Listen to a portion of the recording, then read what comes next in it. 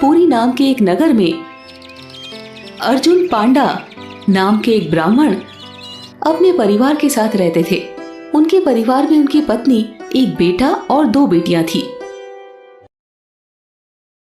अर्जुन पांडा बहुत गरीब थे। भिक्षा मांगकर जो कुछ भी मिलता था उसी से वो अपना परिवार चलाते थे। ऐसे में कई कई दिन उन्हें भूखा ही रहना पड़ जाता था। अर्जुन पांडा भगवान जगन्नाथ के बहुत सच्चे भक्त थे। वो रोज गीता के सभी 18 अध्याय के सभी श्लोकों का पठन करते थे। रोजाना गीता के श्लोक का पठन करने की वजह से उन्हें हर कोई गीता पांडा कहकर बुलाते थे। नियमित रूप से भगवान की भक्ति में लीन रहने और रोजाना गीता पाठ करने की वजह से उनकी चेतना शक्ति जागृत हो गई, जिसकी वजह से वो दुनिया के मायाजाल से खुद को परे समझने लग गए। उन्हें ये पूरा संसार और सारे रिश्ते नाते माया के जाल लगने लगे। उन्हें इस बात का एहसास होने लगा कि इस संसार में कोई किसी का नहीं है। एकमात्र ईश्वर ही सत्य है, बाकी सब झूठ। अब उन्होंने हरि नाम को ही अपने जीवन का आधार और लक्ष्य बना लिया। वो जहाँ कहीं भी जाते बस भगवान जगन्नाथ के नाम को ही भजते रहते। भिक्षा मांगते हुए गीता पांडा कहते हैं, भिक्षाम देहि, भिक्षाम देहि। भिक्षा देती एक महिला से गीता पांडा ने कहा, भगवान जगन्नाथ की कृपा हमेशा आप पर बनी रहे। भिक्षा मांगकर किसी तरह दिक्कत से ही सही उनका घर चल रहा था। लेकिन कुछ समय पश्चात पूरे नगर में अकाल की स्थिति हो गई। हर कोई दाने दाने को मोहताज होने लगा। ऐसे में अर्जुन पांडा को भिक्षा नहीं मिल पा रही थी। वो कई गांव में घूमते तो मुश्किल से थोड़ा बहुत अनाज मिल पाता था।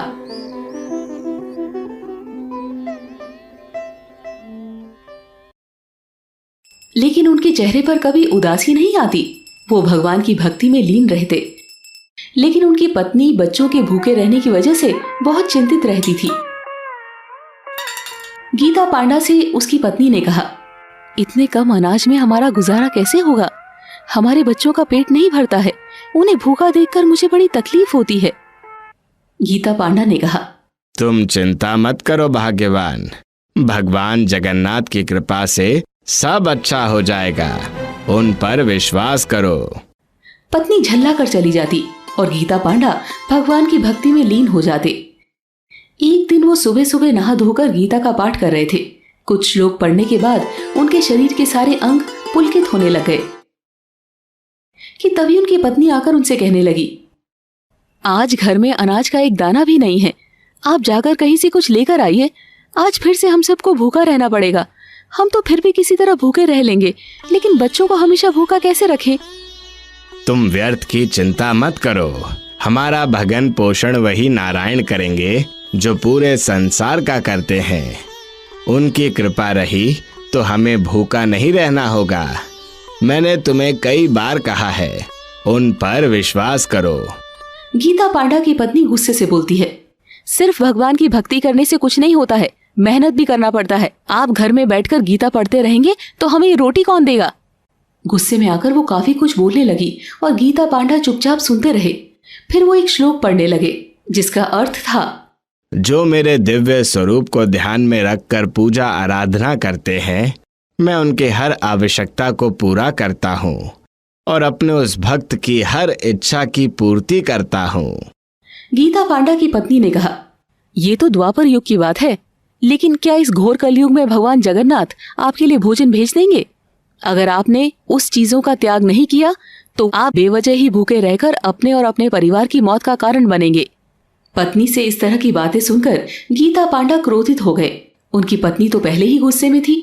ऐसे में उन्होंने तालपत्र में लिखे श्लोक के ऊपर 3 लाइन खींच दी।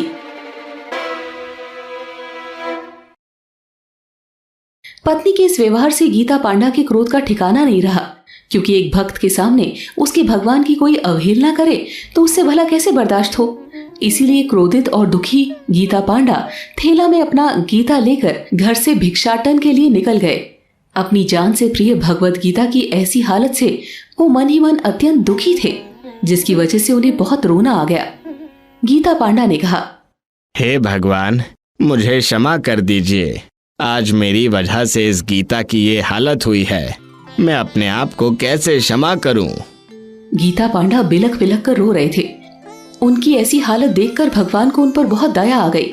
ऐसे में भगवान जगन्नाथ ने बाल का वेश धारण कर लिया और एक बड़े से बर्तन में तरह तरह के भोज्य पदार्थ, अनाज और द्रव्य लेकर गीता पांडा के घर पर जा पहुंचे और बाहर खड़े होकर उन्होंने आवाज लगाई, घर में कोई है?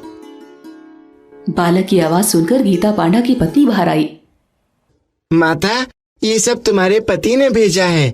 इसे ले जाओ, मुझे कहीं और जाना है। मेरे पास बहुत सारे काम हैं। ये सब देखकर ब्राह्मण पत्नी को बहुत आश्चर्य हो रहा था। उसके मुख से एक भी शब्द नहीं निकल रहे थे। ब्राह्मण पत्नी ने मन ही मन सोचा, पूरे नगर में भूखमरी फैली हुई है, ऐसे हालात में इतने सारे अनाज और भोजन भला कोई कैसे दे सकता है। वो सोचने को मजबूर हो गई थी कि तभी उसकी नजर बालक के मुख पर गई। अरे ये क्या बेटा, तुम्हारे मुख से तो ये खून निकल रहा है। तुम व्यर्थ की चिंता मत करो माता। मेरे एक मित्र से मेरी थोड़ी सी लड़ाई हो गई।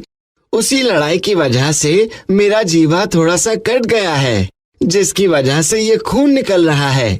ये थोड़ी देर में खुद ठीक हो जाएगा। अनाज से भरा बर्तन देकर वो बालक अदृश्य हो गया, जिससे ब्राह्मण पत्नी और ज्यादा आश्चर्यचकित हो गई। उन्हें कुछ समझ में नहीं आ रहा था कि ये सब क्या हो रहा है। कुछ देर बाद गीता पांडा घर लौटे तो उन्हें तुलसी और चंदन की अद्भुत खुशबू आ रही थी। उनका पूरा घर खाद्य सामग्री से भरा था। घर में ढेर सारे अनाज और द्रव्य नजर आ रहे थे, जिसे देखकर वो भी आश्चर्यचकित हो गए। तब उन्होंने अपनी पत्नी से इस बारे में पूछा तो उन्होंने बालक की सारी बात बताई। क्या इसका मतलब वो साक्षात मेरे भगवान जगन्नाथ थे? वे स्वयं यहाँ आए थे। गीता पांडा के आनंद का ठिकाना नहीं था। वो खुशी से नाच रहे थे। उनकी पत्नी भी अब तक इस बात को समझ चुकी थी कि वो कोई और नहीं बल्कि स्वयं भगवान जगन्नाथ थे। उन्हें अपनी गलती पर बहुत पछतावा हो रहा था। दोनों पति पत्नी ने भगवान से माफी मांगी। अब उनकी पत्नी भी भगवान जगन्नाथ की परम भक्त बन गई। आगे उनका जीवन काफी सुखपूर्वक व्यतीत हुआ। वो दोनों भगवान की भक्ति में लीन रहे। दोस्तों, आपको ये कहानी कैसी लगी? कमेंट करके जरूर बताएं। ऐसी और कहानी सुनने के लिए इसे लाइक और शेयर जरूर करें। धन्यवाद।